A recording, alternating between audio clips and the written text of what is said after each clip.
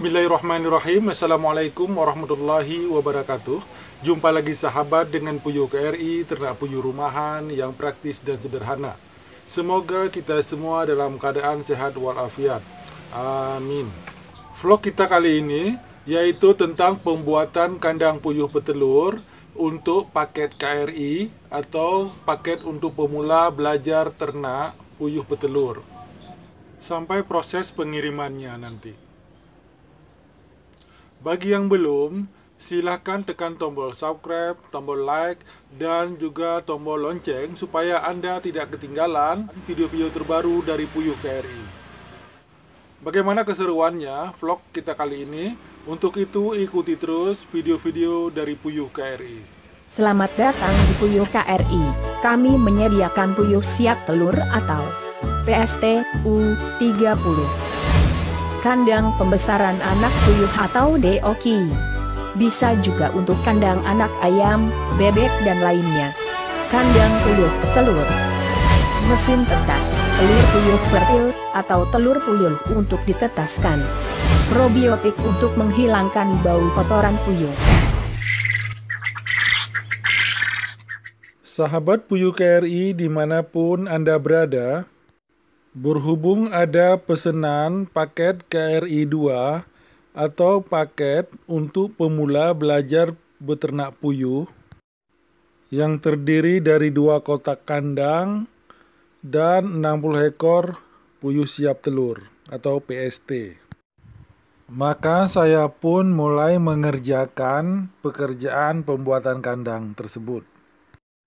Mulai dari pengerjaan kerangka, pemasangan kawat ram, juga kotak untuk tempat pakan, model hopper seperti ini.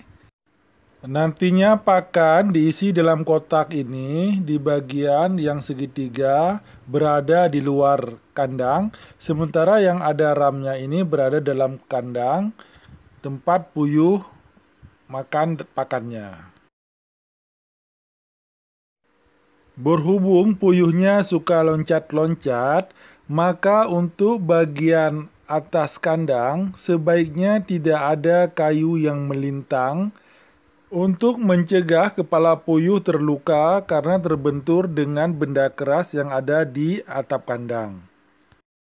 Sementara itu, untuk bahan penutup kandang bisa digunakan bahan triplek, karpet talang, atau bahkan yang sering kita gunakan adalah karung bekas pakan puyuh.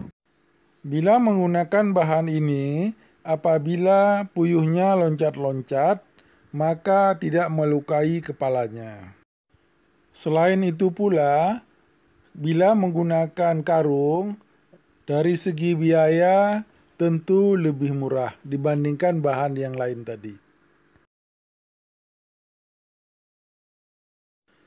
Setelah pengerjaan kandang selesai, biasanya dilanjutkan dengan pemasangan nipel otomatis tempat minum puyuh, pemasangan selang, konektor, dan lain-lain.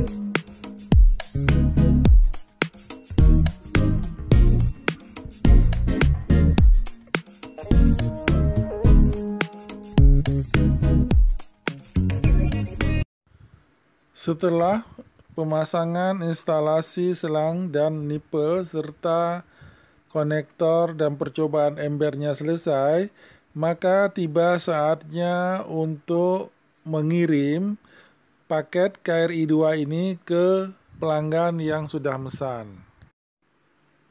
Kalau kandang sudah diikat dengan kuat di sepeda motor yang akan mengirim, tentu dimulai dulu dengan pengambilan puyuh siap telur atau PST di kandang untuk dimasukkan ke kandang paket. Jadi tidak perlu dibawa PST secara terpisah, tapi langsung dimasukkan dalam kotak kandang paket, yaitu setiap kandang berisi 30 ekor puyuh dan begitu pula untuk kandang satunya. Sambil dimuat, puyuhnya tentu harus dihitung ulang supaya tidak ada kekurangan nanti pada saat sampai ke tangan konsumen. Untuk membawa puyuh siap telur atau PST ini melalui kandang, tentu alas kandang wajib dialas seperti hal ini, dialas dengan karung atau plastik supaya kohe dari puyuh tidak berceceran kemana-mana pada saat pengiriman. Seperti biasa, pengiriman dilakukan pada sore atau malam hari. Di saat panas matahari tidak terlalu terik, sehingga nyaman bagi puyuhnya saat dalam perjalanan. Sebelum berangkat, tentu harus kita periksa kembali, terutama selang yang untuk dimasukkan ke ember, biasanya sudah terpisah dengan kandang.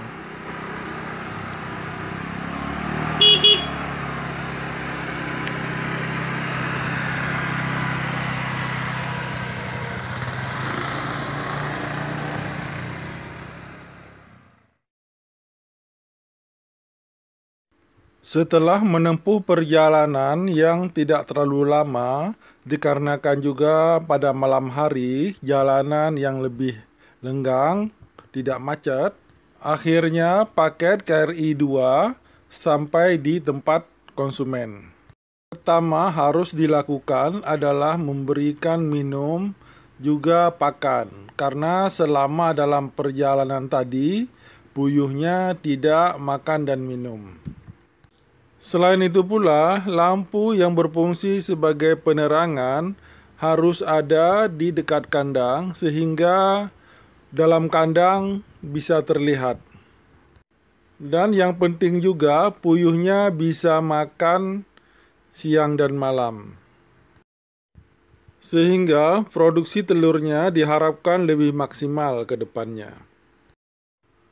Dan yang pasti, merawat puyuh siap telur atau PST ini jauh lebih mudah dibandingkan dengan merawat anak puyuh yang pada umur 1 sampai dengan 4 hari masih rentan kematian. Untuk perawatan lainnya hanya meliputi pemberian pakan dan minum, membersihkan kohe atau kotoran hewan puyuh yang dilakukan 2 hari sekali, serta memungut telur apabila sudah masanya bertelur. Dan tak lupa pula untuk diamati apakah ada puyuh yang kurang sehat atau ada yang terjepit dan sebagainya.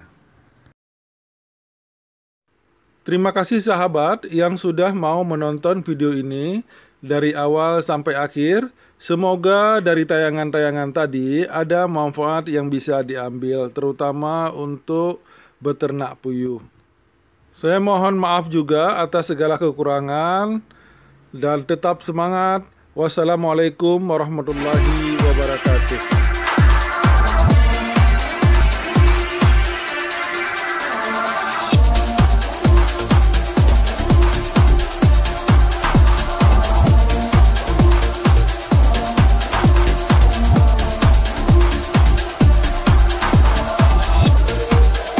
Sekitar 4 bulan yang lalu itu Pak, saya coba dengan 300 puyuh. Alhamdulillah di telurnya itu mencapai 2,5 kilo per hari. Makanya setelah itu kelihatannya perkembangannya agak bagus, sekarang ini saya nambah lagi 600 nih di akhir tahun 2020.